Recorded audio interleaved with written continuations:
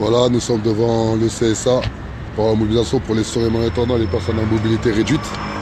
Voilà, je vais tourner ma caméra. Comment on fait ça? Attends, hop, hop, hop, hop.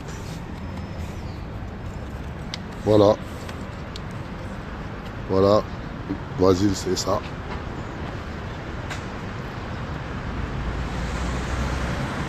Voilà, ça c'est Béatrice, une de nos fidèles depuis des années, depuis exactement 1 an, qui parle.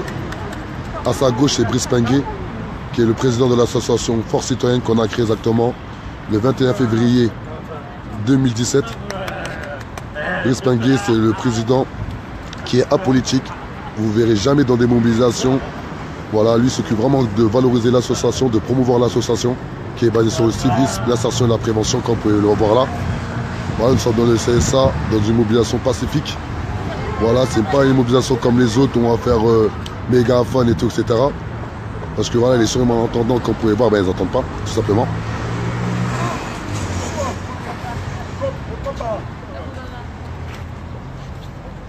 Voilà, allez. Allez, voilà, il y a du monde qui vient. On va faire montrer que les sourds et malentendants, c'est une communauté très soudée. Voilà, on a fait une petite communication, mais voilà, ils sont là, ils sont tous présents. Ça va? Bonjour. Voilà.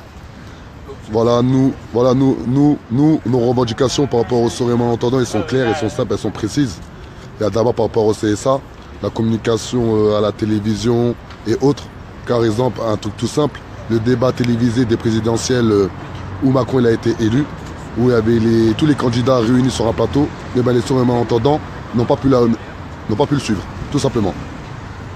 À côté de ça, c'est que sur les réseaux sociaux, on peut bien le voir qu'un sourd et malentendant, s'il n'y a pas une traduction naturelle, on ne peut pas le voir. On va écouter principal. Et la prévention. On a été sollicité par Mike ici, qui avait des soucis Pas plus fort, Milez. de travail.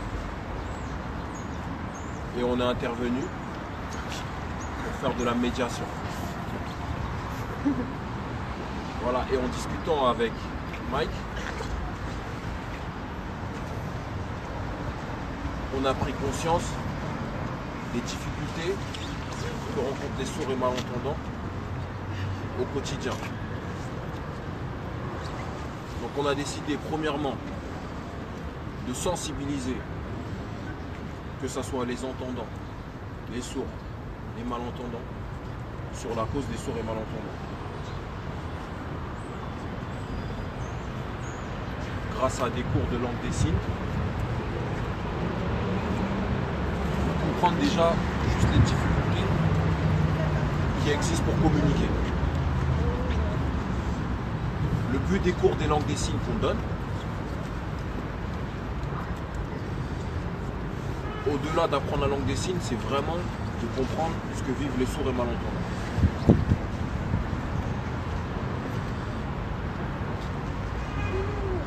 Ça, c'est la première étape. La deuxième étape, nous, notre association, ce qu'on veut, c'est le vivre et faire ensemble. On ne veut plus qu'il y ait de clivage. On ne veut pas qu'il y ait d'un côté les entendants, d'un côté les sourds et malentendants. On veut qu'il y ait un mélange. On veut qu'il y ait un mélange. Et c'est pour ça qu'on est là aujourd'hui. C'est pour ça que notre association, elle intervient. Et ce qu'il faut bien comprendre, nous, on n'est pas là pour prendre la place des sourds et malentendants. On n'est pas là pour faire les choses à la place des sourds et malentendants. On accompagne. Voilà, donc il y a plein d'associations de sourds et malentendants qui n'avaient pas compris ça, mais il faut comprendre qu'on n'est pas là pour prendre leur place.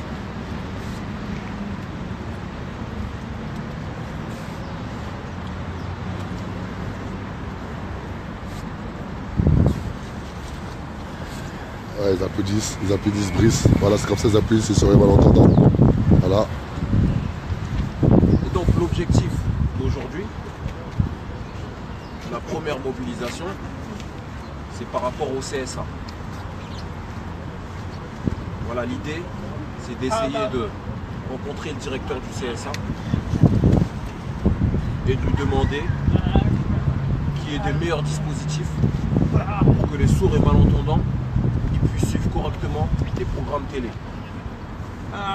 notamment le journal télévisé sur les chaînes nationales.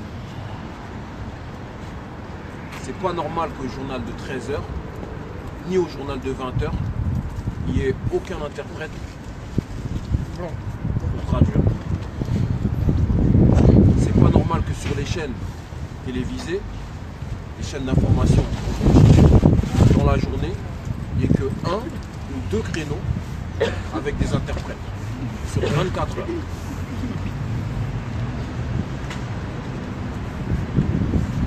C'est pas normal alors même qu'il y a une loi qui existe depuis 2005 qui impose aux administrations et même aux entreprises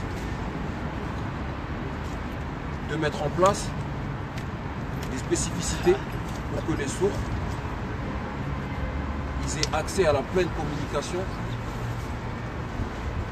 accessibilité, à l'information. Voilà, et donc c'est pour ça qu'on est là aujourd'hui. Et l'idée c'est aussi qu'on travaille ensemble, hein. Si vous avez des idées, si vous avez des souhaits, que vous nous dites aussi vous, qu'est-ce que vous attendez du CSA. Laisse-te parler. Voilà. Ben Cynthia, dis que tu as entendu. Ouais, c'est toi. Ben dis, c'est ça, par rapport au CSA, non, par rapport au CSA, dis à toi. Voilà. Voilà.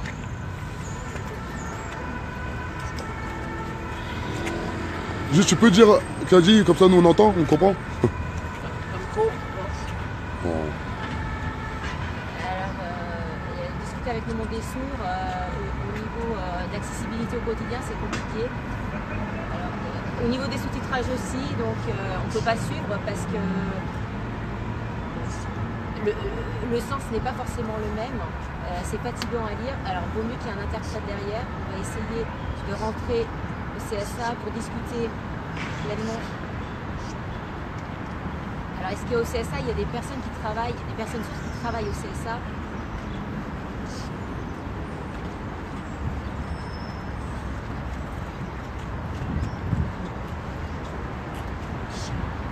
C'est plus simple qu'il y ait un sourd qui puisse gérer, même améliorer au niveau des techniques de sous-titrage. Et une pleine accessibilité pour les sourds.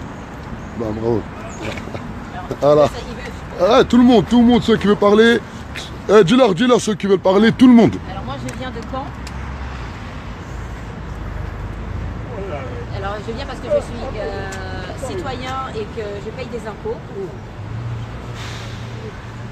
vous aussi. Alors les sous-titrages c'est pas terrible. L'interprète il n'y a pas forcément tout le temps. Oui, alors l'État a investi pour l'accessibilité pour les personnes en fauteuil roulant, avec tout ce qu'il y a. Et pour le reste, pour les personnes en handicap, il n'y a pas. Pourtant, il y a bien une subvention, c'est obligatoire. Je suis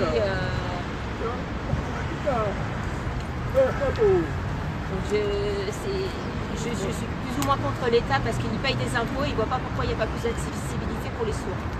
On applaudit. Ouais, allez, tout le monde. Hey, ça va?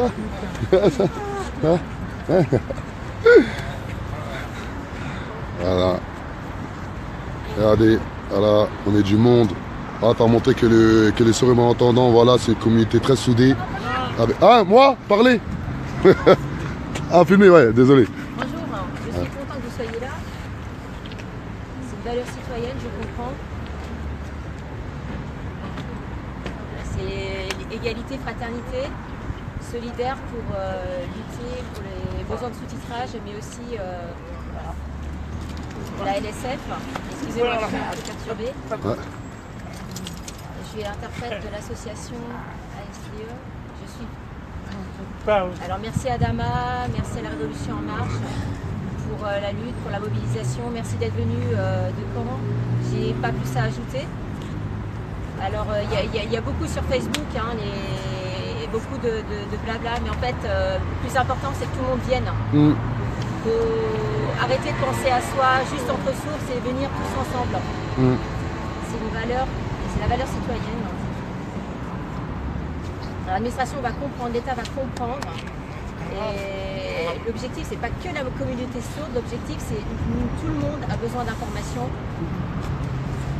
pour la vie au quotidien, pour le social, pour le travail.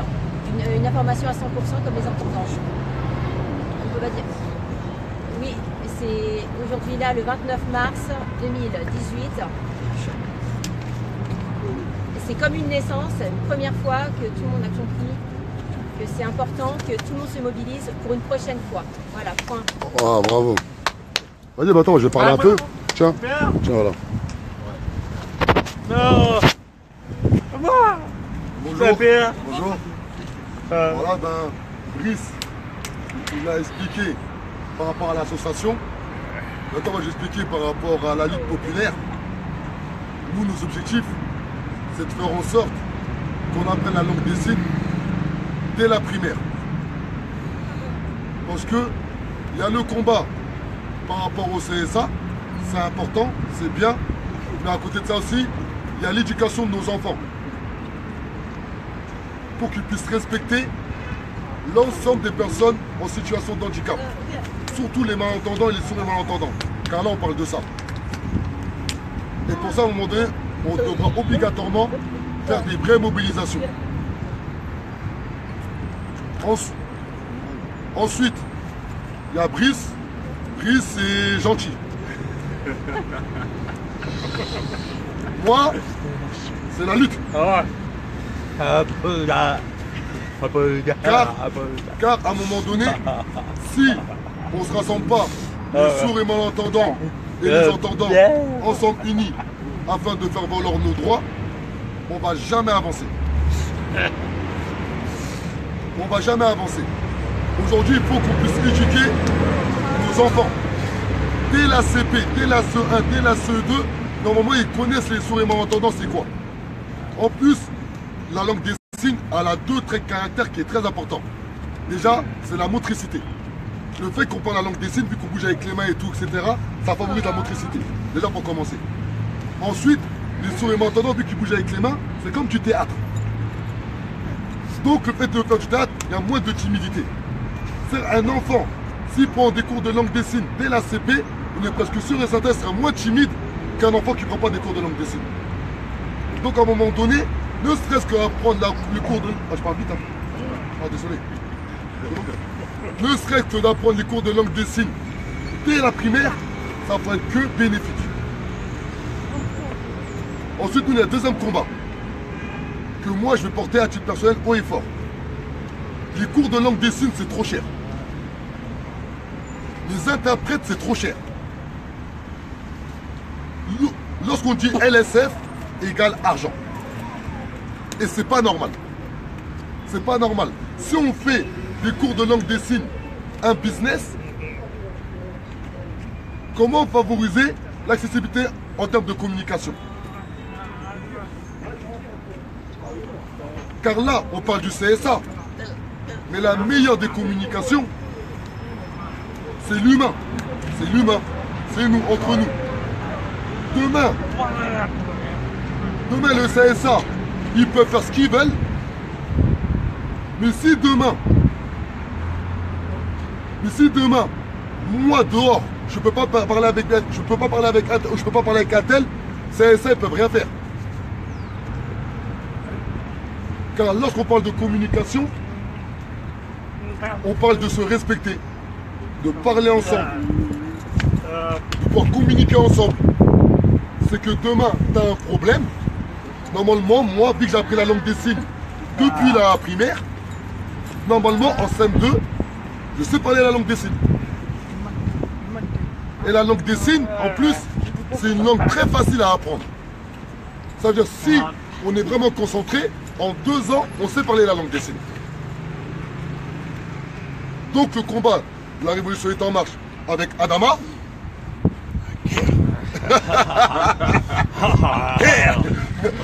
Avec Brice Pengué, c'est les études, c'est propre, c'est bien.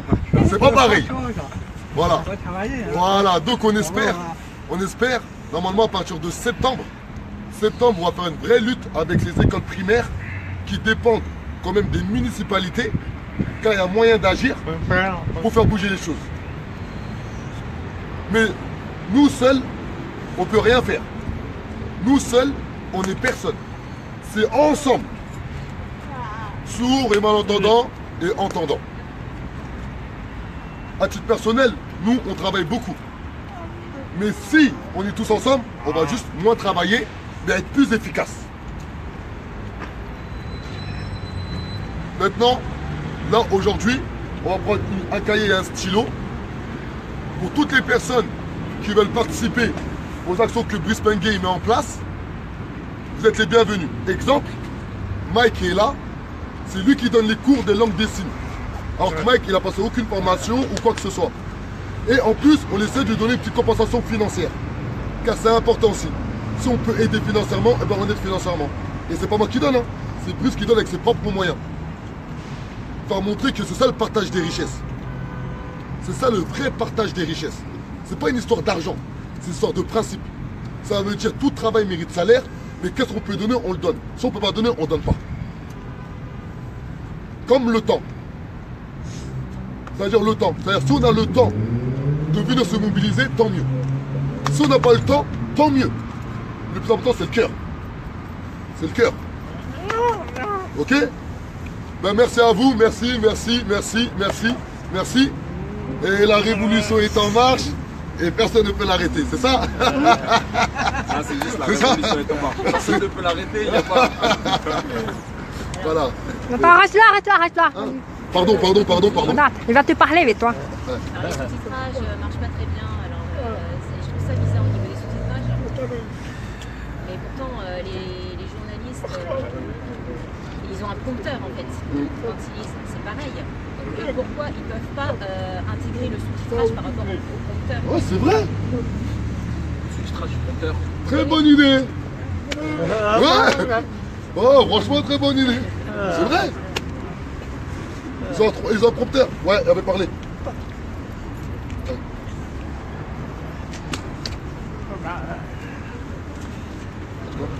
Alors peut-être que la SF c'est mieux parce qu'il n'y a peut-être pas forcément tous les sons qui arrivent à lire. Ah, c'est vrai, ouais. Ouais, des idées. Ouais. Alors là, il parle actuellement au niveau des sous-titrages, c'est vrai que par la suite, ce serait bien de... Parce que là, il y a encore des sous-titrages, mais Ouais. ça va vite, il manque des parties. C'est Mike. Donne.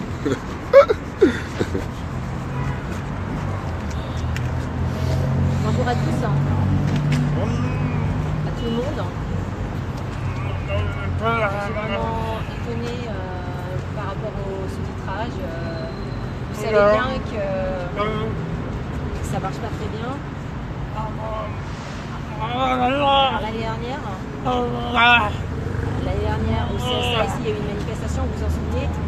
Il y a eu une lutte, il n'y a eu aucun résultat, il n'y a pas eu de réponse.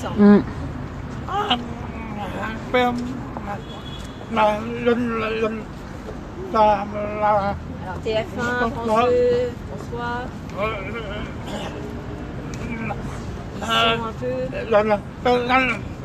ils sont un peu renvoyés la balle. C'est une chaîne, c'est France 27, je sais pas. France 24, mais en fait, ils remarquent qu'en fait, personne ne regarde cette chaîne-là, donc c'est plus TF1, France 2 et France 3, c'est plus intéressant. Alors pourquoi France 24? Il faut changer, il faut remettre à TF1 ou France 2, c'est plus important pour nous, parce qu'on a besoin de regarder, c'est plus confortable pour nous. C'est important. On va essayer de se battre pour ça. C'est dur TF1, mais on va continuer pour qu'il y ait un résultat. Ok. Merci. Il est chaud, lui. Vous avertis. Lui, il est chaud. Alors, en 1980, j'ai eu un rendez-vous à l'UNESCO. Alors, vous connaissez l'UNESCO? L'UNESCO, c'est comme le patrimoine. C'est connu. Vous connaissez? Oui. Alors j'ai été, quand j'étais jeune, seulement pour les handicapés. Bon, maintenant j'ai plus d'expérience, mais à l'époque, c'est vrai que j'étais un peu inexpérimentée, j'avais pas trop d'expérience. Donc j'y suis allée, j'ai vu des aveugles, des personnes à mobilité réduite, on était à peu près 2000 personnes, et des professeurs. Donc on a tous discuté, échangé. Et il fallait aller dans des sections individuelles pour dire nos problèmes par rapport, c'est-à-dire section de chaque handicap. Alors section surdité, section malvoyant, etc. Donc bon, alors le professeur était intervenu en réclamant des choses, ils ne savaient pas, donc ils ont pris des notes et à la fin, ils ont donné à ceux qui gèrent au UNESCO, je ne sais pas qui c'est, les personnes.